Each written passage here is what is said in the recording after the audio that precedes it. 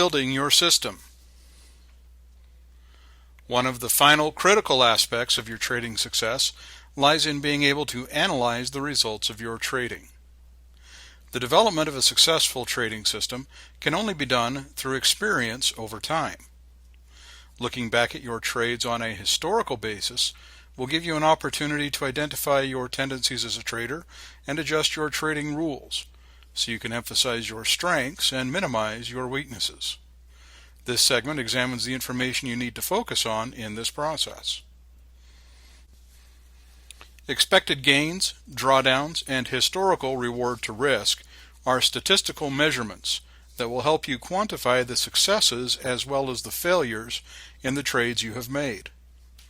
We will examine each in detail to give you a practical understanding of what they mean and how to use them. One of the aspects of a successful trading system is the ability and discipline to give the market your attention on a daily basis. As you make the market a part of your daily life and review your results on a periodic basis, you will identify ways to refine and improve your system. We will discuss this process and help you understand how to apply it. The intent of expected gains is to quantify just how much money you make when you place a winning trade. Simply adding the profits of all of your winning trades over a period of time, then dividing by the number of winning trades during that period will give you an average gain per trade. This is your expected gains. By itself, this number won't tell you much more than how much you usually make when you win. Coupling it with our next number, drawdowns, will help you see just how effective you are at managing your profitable trades. While expected gains is a simple average of your profit in winning trades, drawdowns are nothing more than an average of all of your losing trades over the same period of time you used to calculate expected gains.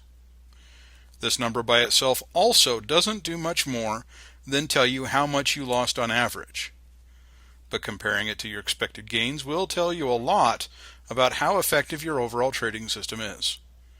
For example, if your average gain over the last 10 trades you placed, of which 4 were winners, was $2 per share, while your average loss in the 6 losing trades you placed was also $2 per share, you would be able to see why your account would have lost money over that period of time.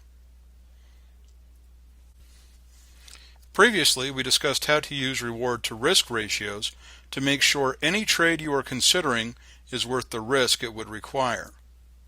You can take this same concept and apply it to your historical trades. The advantage of taking the time to calculate your expected gains and drawdowns is that you will immediately know what your historical reward to risk is. It makes sense that if you won't accept any trade that yields less than a 3-to-1 reward to risk ratio, your historical reward to risk ratio should also be at least 3-to-1 or higher. In discussing drawdowns, we used an example of $2 per share in expected gains with $2 per share in drawdowns. This would yield a historical reward to risk of 1-to-1, meaning that for the past 10 trades you would have risked just as much as you made.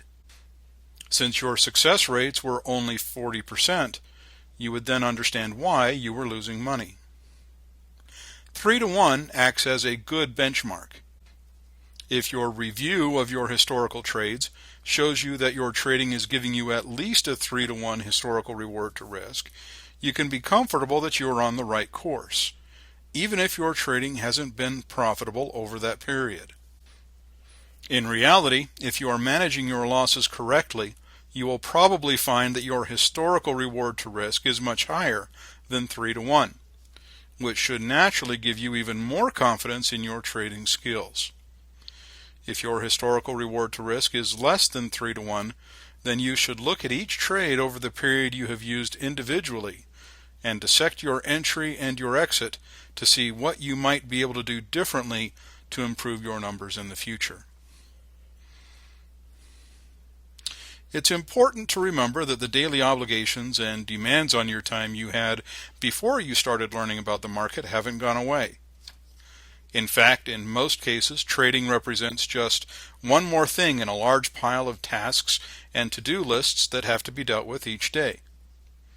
Because the things that demand your time, family, work, education, and so on, don't become less important when you start trading, you should take some time and think about the things we've listed here. The truth is that although you should plan to give the markets your time and attention every day, you don't necessarily have to allocate a large amount of time to be successful. Think about the things you do on a daily basis. You can probably think of a few things that you could spend less time on or eliminate altogether to give yourself time to look at the market and your trades. Determine how much time you can give the market and plan to spend no less than that amount of time each day. In the same context, make sure that you think about when you can take the time for the markets, whether it is in the morning before the market is open and before you leave for work, in the middle of the day while you take a lunch break, or late at night after the kids are in bed and you're starting to wind down. Make sure that you try to dedicate that time to the markets. It will help you maintain the discipline you need to be successful in the long term. With limited time to watch the markets, you need to focus only on the most important information each day. The status of any trades you are in, and a quick review of your analysis of those trades, checking broad market action and news, as well as checking other stocks you are watching for trades, will help you keep your thumb on the pulse of the broad market, your trades, and the potential trades you are watching for. This segment is focused on the information items you need to focus on, not only to make sure your trading is on track, but also to help you refine your system as you go. Remember that you can only use this information if you are keeping track of your trades on a regular basis. Don't rely on your broker's account statements or account summary web screens to do this for you.